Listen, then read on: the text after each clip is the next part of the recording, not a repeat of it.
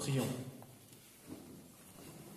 Seigneur notre Dieu, nous nous présentons devant toi ce matin en communion avec tous ceux et celles qui célèbrent ce matin même la victoire de ta résurrection, ta victoire sur la mort.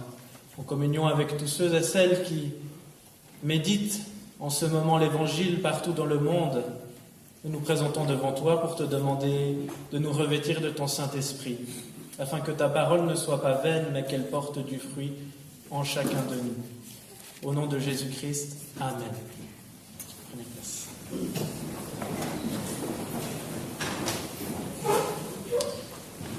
Je vous salue au nom du Seigneur. Je suis heureux d'être parmi vous ce matin.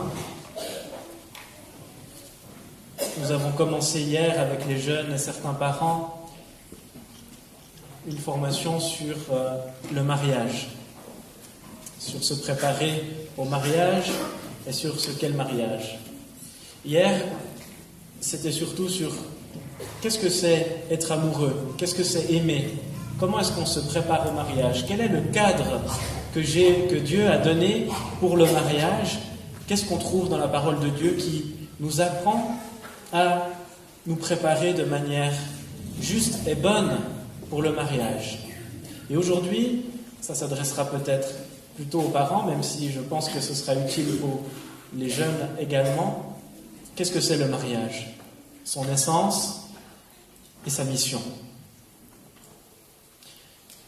Je relis le verset qui va fonder cette prédication, qui est une prédication enseignement. Normalement, une prédication explicite le texte biblique en lui-même, un enseignement explicite, un thème. Ici, j'essaierai de faire les deux en un. C'est le verset d'Hébreux 13 au verset 4, au nom de Jésus. Que le mariage soit honoré de tous et le lit conjugal exempt de souillure, car Dieu jugera les débauchés et les adultères. J'aimerais m'arrêter tout d'abord sur ce que ça veut dire honorer le mariage. Mais peut-être que pour pouvoir dire ce que cela veut dire honorer le mariage, il faut déjà être d'accord sur ce que c'est le mariage en lui-même. Pourquoi Dieu l'a voulu? Quel est son but? Actuellement, et depuis les années 60, il y a deux tendances concernant le mariage. La première, c'est de considérer que le mariage est simplement un contrat social qui permet la conservation de la famille et du patrimoine. Mettre l'argent de deux personnes dans un seul foyer rapporte plus que deux comptes distincts. Dans cette vision-là, à partir des années 60, le mariage se limite à un contrat, un bout de papier signé. Depuis les années 60, le mariage est plutôt vu comme une union sentimentale et physique. Pour résumer, depuis les années 60, le mariage, c'est surtout une histoire de sentiments romantiques. C'est ce qu'on voit surtout en Occident. Le but de l'amour, finalement, est le but du mariage. C'est d'être amoureux, c'est d'être bien ensemble et c'est de prendre du plaisir. En Europe, puisque c'est notre contexte, la vision la plus répandue, c'est celle des sentiments romantiques. L'idée que les sentiments romantiques sont absolument indispensables pour le mariage. Ils sont absolument indispensables pour une vie épanouie. C'est pas totalement faux. Mais le problème, c'est que les sentiments romantiques finissent souvent par s'estomper, par changer, par être différents. Et du coup, si le mariage est fondé sur des sentiments romantiques et que les sentiments romantiques finissent par changer, qu'est-ce qui fera durer le mariage quand ceux-ci ne seront plus là? L'autre idée, c'est que le plus important, c'est l'amour. Le plus important, c'est de s'aimer. C'est la seule condition pour le mariage. Et c'est ce qui légitime aujourd'hui, en Europe, dans plus en plus de pays, l'institution du mariage homosexuel, par exemple. Puisque pour pouvoir se marier, il suffit de s'aimer. Puisque deux hommes ou deux femmes s'aiment, il n'y a plus de raison de refuser de les marier. Mais c'est une méconnaissance en réalité de ce que c'est le mariage, parce que bien sûr il y a de l'amour dans le mariage, sinon ce serait affreusement ennuyeux et triste de se marier. On n'aurait que des désavantages sans les inconvénients, sans la partie positive. Parce que le mariage, ce n'est pas uniquement une histoire de sentiments. Si c'était le cas, alors effectivement, on pourrait se dire, tant que les gens s'aiment, marions-les. Mais le mariage chrétien, c'est bien plus que ça. Et le mariage chrétien, en fait, disqualifie les deux idées. Le mariage chrétien, ce n'est ni seulement un contrat social, ni seulement une histoire romantique, c'est les deux et bien plus encore. L'idée du mariage uniquement romantique, c'est une idée qui va aller dans le sens de valider et d'encourager le divorce dès le moment où les sentiments ne sont plus là. Dès le moment où je ne suis plus transi d'amour, fou amoureux de mon conjoint, alors on divorce. Pourtant, la Bible nous dit que l'essence du mariage, ce n'est pas une histoire de beaux sentiments, c'est un engagement. C'est un engagement à servir l'autre. C'est un engagement à se sacrifier pour l'autre.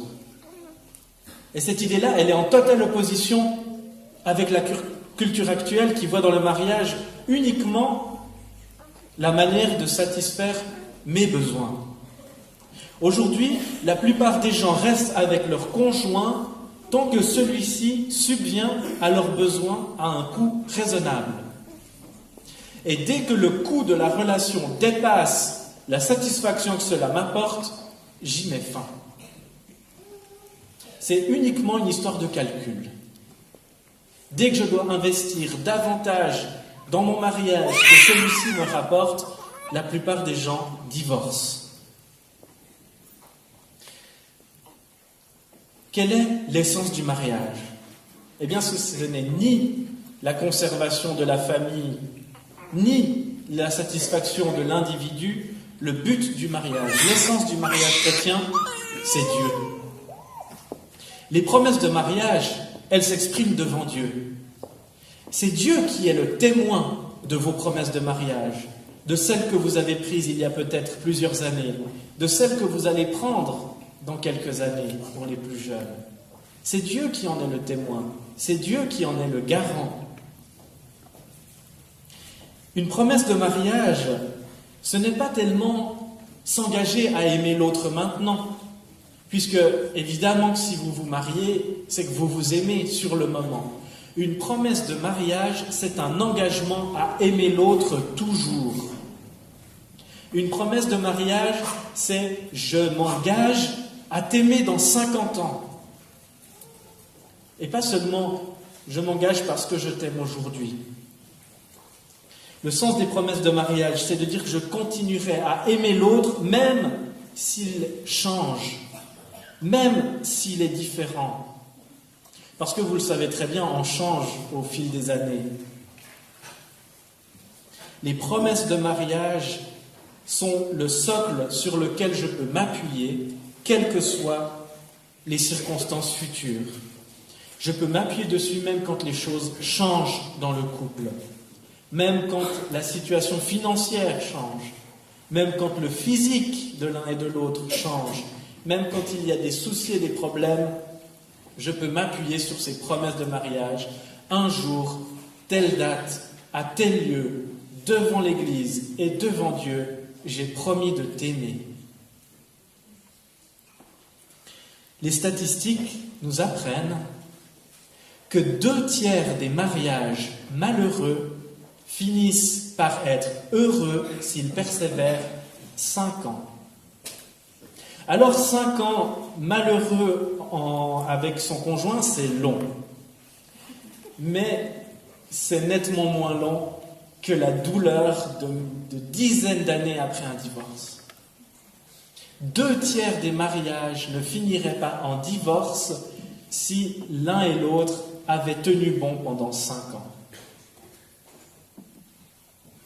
Ce qui unit le couple, comme je l'ai dit, dans les moments difficiles, ce sont les promesses échangées devant Dieu. Si vous les avez écrites quelque part, ces promesses de mariage, relisez-les de temps en temps. Par exemple, à votre anniversaire de mariage, au lieu de simplement faire un bon repas ou bien vous rendre compte en arrivant à la maison qu'en fait c'était l'anniversaire de votre femme de mariage et puis qu'il faudrait peut-être passer chercher un bouquet de fleurs, ressortez les promesses de mariage, relisez-les pour dire c'est à ça qu'on s'est engagé, c'est pour ça qu'aujourd'hui on est encore ensemble. Comment je serai dans 25 ans? Si mon mariage est basé sur les sentiments et le physique, je ne serai plus dans 25 ans comme je l'étais au moment de mon mariage. Déjà, j'ai vieilli. Et puis, j'ai grossi, vous demanderez à ma femme. Mon mariage, si mon mariage est une alliance économique, qui sait? Peut-être que je serai au chômage. Peut-être qu'on sera encore plus pauvre qu'au début. Si le fondement de mon mariage, c'est mon physique ou mon argent, qu'est-ce qui tiendra? Ce n'est qu'en mettant l'amour en œuvre jour après jour, même quand les émotions, même quand les circonstances changent, que nous pouvons être réellement libres d'aimer. Ce n'est qu'en conservant notre amour pour l'autre, même quand ce n'est pas exaltant, même quand c'est la routine. C'est dans ces circonstances-là que l'amour se prouve en vérité. C'est uniquement dans ces circonstances-là que je peux dire que oui, j'aime vraiment cette personne. Le jour du mariage, quand on est tout beau, toute belle, et puis qu'on est tout plein de sentiments, on se promet de s'aimer, mais c'est uniquement quand les choses deviennent difficiles que l'amour se prouve. Honorer le mariage, comme le dit le verset d'Hébreux 13, c'est aussi cela, c'est honorer les promesses qui ont été faites, honorer l'engagement réciproque. Honorer, comme je l'ai expliqué hier aux jeunes dans l'atelier, honorer vient d'un verbe hébreu qui veut dire donner du poids, donner de la consistance. Honorer le mariage, c'est aussi donner du poids et de la consistance aux promesses qui ont été faites. Dire, c'est solide. C'était pas juste ce qu'on s'est échangé sur le moment parce qu'on était fou amoureux. C'est quelque chose de solide. Quel est le but du mariage, si ce n'est ni la stabilité sociale, ni le bonheur romantique? Eh bien, c'est de cheminer ensemble vers le royaume de Dieu. Dans ce chemin, l'autre devient mon compagnon. Un compagnon, c'est celui qui partage le même pain. Le même pain, c'est ce qui nous fait durer, c'est notre nourriture. En Jean 15, Jésus se présente à nous comme notre ami divin.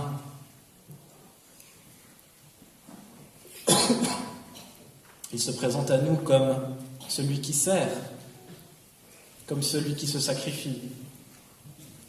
Osons prendre ce modèle-là dans nos couples, d'être celui qui sert et celui qui se sacrifie. C'est en Jésus-Christ et en Jésus-Christ seulement que le mariage trouve son sens et sa mission. Il nous aide l'un et l'autre à devenir des nouvelles créatures sanctifiées à l'image du Christ. Le mariage est un chemin de sainteté. Pourquoi est-ce que Dieu met deux personnes ensemble? C'est parce qu'à deux, elles arrivent davantage à marcher vers la sainteté. Si c'était plus simple seul, ils nous auraient tous fait célibataires. Mais dans l'autre, j'ai un vis-à-vis, un miroir qui me renvoie cette mission-là et ce but-là du mariage, marcher vers la sainteté. Dans le mariage, je vois que Dieu est en train de façonner l'autre à son image. Dieu me donne d'être le témoin privilégié de son œuvre dans la vie de mon mari ou de ma femme. Mais actuellement, on cherche à épouser une version complète. On cherche à épouser la version définitive de ce que sera notre mari ou notre femme, et on veut une version déjà définitive du mariage, qui ne laisse aucune place à l'imprévu. Pourtant, il faut plutôt imaginer qu'on épouse un bloc de marbre qui va être peu à peu taillé, peu à peu sculpté par Dieu. Le mariage, c'est pouvoir dire à l'autre, je vois tous tes défauts, toutes tes imperfections, mais au-delà de ça, je vois que Dieu est à l'œuvre en toi. Et je vois grandir la personne que Dieu veut que tu sois. Tout le reste, les sentiments romantiques, la joie, le bonheur, le partage, les rires, les bons moments, tout cela dérive du processus de sainteté, de sanctification que poursuit le mariage. Notre travail, votre travail en tant que conjoint, c'est de travailler à rapprocher l'autre de Dieu. C'est de rapprocher l'autre du Christ. Et c'est de vous entraîner l'un à l'autre pour entrer dans le royaume. Le mariage sert à nous sanctifier. Cela veut dire que le mariage sert à développer en nous les caractères de Jésus. Ce caractère, c'est ce que Paul appelle le fruit de l'esprit. Il y en a 9, l'amour, la joie, la paix, la patience, la bonté, la bienveillance, la fidélité, l'humilité et la maîtrise de soi. En tant que mari, que femme, nous sommes invités à aider le Saint-Esprit à développer cela dans l'autre. Et en tout cas, à essayer de ne pas lui faire barrage. C'est en faisant cela que j'honore véritablement le mariage, comme le dit le verset d'Hébreux. Et il y a une deuxième partie dans ce verset. Que le lit conjugal soit exempt de souillure, car Dieu jugera les débauchés, les adultères. C'est une sérieuse mise en garde. Cela montre l'importance que Dieu donne au mariage. L'adultère, le fait de se tromper, a des conséquences à plusieurs niveaux. Au niveau émotionnel, au niveau psychologique, au niveau spirituel. Toute relation physique crée une alliance. À tous ces niveaux-là. Il y a mariage quand il y a union physique. Quand il y a adultère, il y a multiples alliances. Dans l'adultère, il y a en même temps brisure de la relation. Il y a trahison de l'alliance que nous formions avec l'autre. Dans l'adultère, la place qui revient de droit à mon conjoint est volée. Parce que j'y mets quelqu'un d'autre. Il y a quelque chose qui est très proche de l'idolâtrie. Oui, l'adultère est une idolâtrie, parce que l'amour qui revient légitimement à mon conjoint, je le donne à quelqu'un d'autre. Et l'idolâtrie, c'est l'amour qui revient légitimement à Dieu que je donne à quelqu'un d'autre. Et vous savez, vous avez qu'à lire tout l'Ancien Testament pour vous rendre compte à quel point Dieu déteste l'idolâtrie. C'est aussi en cela que le mariage homosexuel ne peut pas être célébré dans une communauté chrétienne, parce que dans l'union homosexuelle, celui que je recherche, c'est celui qui est semblable à moi, et pas celui qui est différent. Je recherche celui qui me ressemble, et en cela, je m'idolâtre un bout moi-même. Tandis que le mariage hétérosexuel prend deux différents qui se complètent, qui s'interpellent, et qui, ensemble, sont à l'image de Dieu. Jésus, dans son enseignement, dira que l'adultère, c'est une cause de divorce. C'est la seule que Jésus semble admettre. Pourquoi ? Parce que l'adultère est divorce en lui-même. Dès le moment où je commets l'adultère, je m'unis, je me marie à quelqu'un d'autre. Et cela casse la relation que j'ai avec mon conjoint légitime. Et de plus, la sexualité crée des liens spirituels.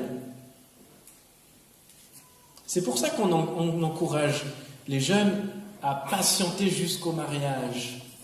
Parce que les liens sexuels avant le mariage créent déjà l'union et tissent des liens spirituels dont il sera difficile de se défaire par la suite.